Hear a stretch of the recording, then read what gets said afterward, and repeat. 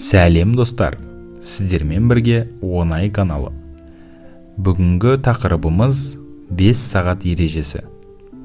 Сіз аптасына қанша сағатыңызды білім алуға жұмсайсыз? Сіз бұл сөзді университет бітірген бойда ұмытып кеткен шығарсыз.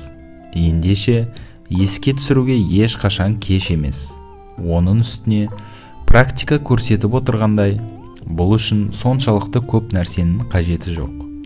Өзіңіздің білім деңгейіңізді анағұрлым жоғарылату және маңыздылығы одан еш кем түспейтін белгілі бір практикалық нәтижелерге қол жеткізу үшін аптасына 5 сағатыңызды арнасаңыз жетіп жатыр.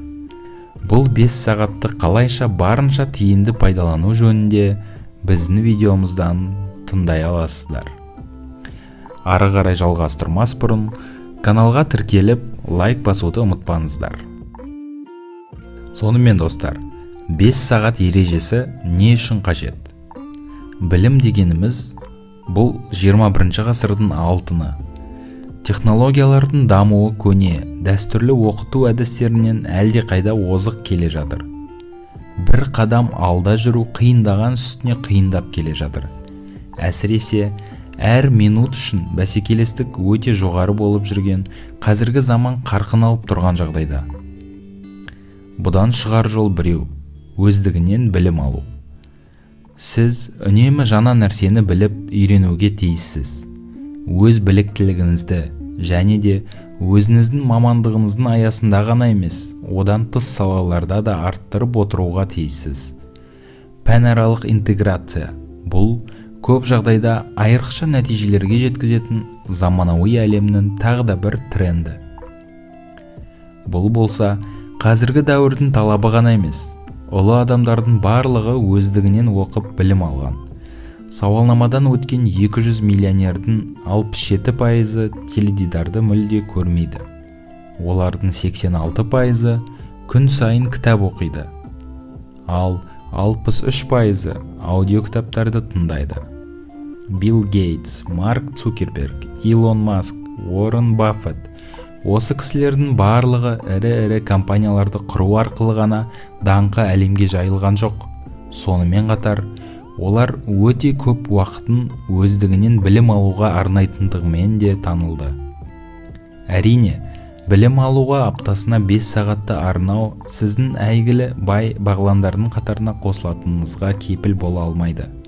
Дегенмен, олардың басым бөлігі осы ережені белгілі бір дәрежеде пайдаланғанын қаперден шығармаған абзал. 5 сағат ережесі бұл оқып тоқуға, ойланып толғануға және тәжірибе жасауға аптасына кем дегенде 5 сағатты жұмсау керектігін білдіретін әрдайым өздігінен білім алып отыру жүйесі. Классикалық нұсқасында бұл әрбір жұмыс күнінде сіз 1 сағат бойы өздігінен білім алумен айналысасыз деген сөз. Америкалық біртуар саясаткер Бенджамин Франклин дәл осы схема бойынша әрекет еткен. Бір аптада 112 жұмыс істейтін сағат барын ескерсек, бұл бүкіл уақытымыздың 4-тен 4% ғана болады. Миыңызды дамыту үшін аптасына 5 сағат жұмсау бұл тән үшін міндетті гигиеналық шаралар сықылды керектінің ең төменгі деңгейі. Сіз күнделікті жуынып шайынасыз, тісіңізді жуасыз, физикалық жаттығулар жасайсыз және тағы да басқалары. Өзіңіздің ақыл парасатыңызға да көңіл бөлетін кез келді. Егер сіздің мүмкіндігіңіз және ықыласыңыз болса, көбірек оқыңыз. Сапалы білім әйтеуір білім ала беруді ғана білдірмейді. Сонымен бірге, сіз алған ақпаратты өңдеуіңіз және оны іс жүзінде пайдалана білуіңіз керек. Осыған орай, біз өздігінен оқу кезінде орындауыңыз қажет түйінді 3 практиканы бөліп алдық. Олар бірінші, кітап оқу. Сіздің ендігі міндетіңіз күн сайын кітап оқуды әдетке айналдыру. Сізге өзіңіз еңбек етіп жүрген салада дамып жетіле түсуіңізге көмегі тиетін кітаптардың тізімін түзіңіз де, оларды оқуға күніне ең аз дегенде 20 минуттан уақыт бөліңіз. Соншама жұмыс басты болсаңыз да, бұның түк те қиындығы жоқ. Электронды кітаптардың арқасында сіз қолыңыз қалт еткен кез келген мезетте, қай жерде болса да оқи бере аласыз. Сіздің қалай оқығаныңыз да маңызды. Нәтижелі оқу жөнінен берілетін кеңестер көп, бірақ біз өзекті біреуін даралап айтқымыз келеді. Блокнот бастаңыз да қысқаша конспектілерді, қызықты ойларды, өзіңізді мазалаған жеке сұрақтарыңызды, ескертпелеріңізді және идеяларыңызды сол жерге түртіп алып отырыңыз. Бұл сіздің өздігінен білім алудағы келесі кезеңіңізде пайдаңызға жарайды. Ал келесі кезең ойланып толғану. Алдыңғы кезеңде алған бүкіл ақпаратты есте сақтап қана қоймай, оны саралап талдаудың да маңызы зор. Оқып отырған кезде блокнотыңызға түртіп қойған жазу сызуларыңызға жүгініп, олар жайында ойланып көріңіз. Түсініксіз жерлері болып жатса, қосымша деректерді іздестіріңіз. Ең бастысы, алған білімімді өмірде қалай қолдана аламын деген сұраққа жауап беріңіз. Бұл маңызды нәрсе, өйткені оқып білгеніңізді нақты, практикалық тұрғыда пайдаға жарата алмасыңыз осыған байланысты. Және келесісі тәжірибе жасау. Google'дың табысқа жетуінің құпияларының бірі, олар өздерінің жұмысында 20% уақыт қағидасын қолданады. Ол қағидаға сәйкес, қызметкерлер жұмыс уақытын 20%-ын тәжірибелер жасауға және өздерінің идеяларын жүзеге асыруға арнай алады.